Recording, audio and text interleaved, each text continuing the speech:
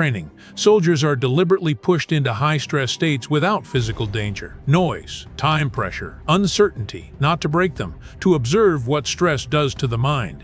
Instructors notice something critical. Stress always follows the same pattern.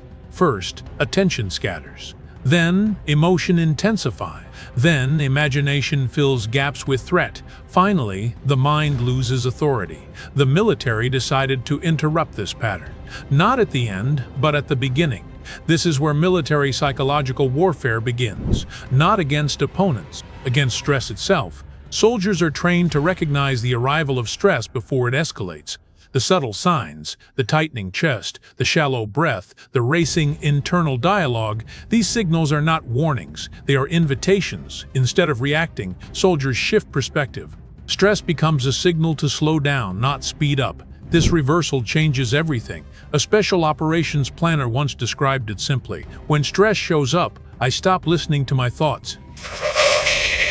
That decision prevents stress from gaining momentum. Stress feeds on mental narration. What if? What's next? What could go wrong? The military cuts the narration. Under stress, soldiers narrow attention deliberately, not to outcomes, not to fear, to immediate control, position, breathing, posture, reality.